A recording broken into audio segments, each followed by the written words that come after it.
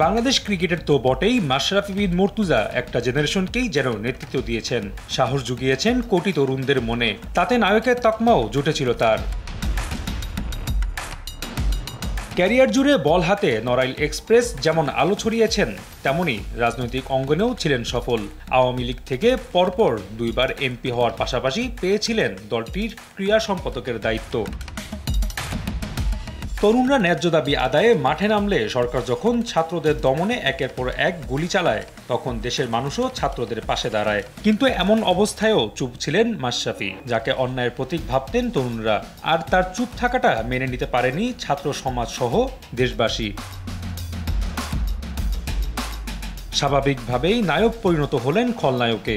শ্রদ্ধা আর ভালোবাসা রূপ নিল ক্ষোভ আর ঘৃণায়। তারই বহিঃপ্রকাশ ঘটে ৫ আগস্ট শেখ হাসিনা ক্ষমতা ছেড়ে দেশ ত্যাগ করলে।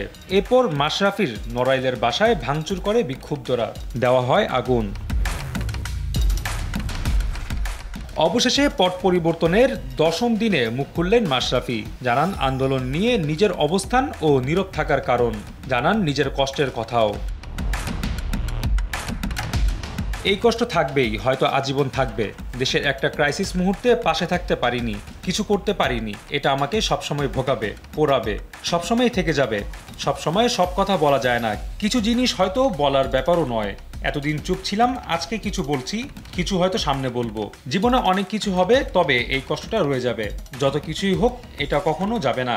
নিজের উপর সেই হতাশা সবসময় থাকবে। আন্দোলন চলাকালীন সোশ্যাল মিডিয়াতেও কোনো কিছু পরিষ্কার করেননি মাশরাফি। এই বিষয় নিয়েও তিনি কথা বলেন। একটি দুটি স্ট্যাটাস দিলে হয়তো গা বাঁচাতে পারতাম, তারপরও অনেকে সমালোচনা করতেন, অনেকে খুশি হতেন। কিন্তু আমার জায়গা থেকে আরও বড় পরিসরে কিছু করার চেষ্টা করেছি, সেটিও পারিনি, কাজেই ব্যর্থ হয়েছি অবশ্যই। তবে আন্দোলন চলাকালীন মাশরাফি নিজের অবস্থান পরিষ্কার না করলেও নিজের মেয়েকে আন্দোলনে যেতে উৎসাহিত করেছেন বলে জানান। রাফি আমিন, RTV।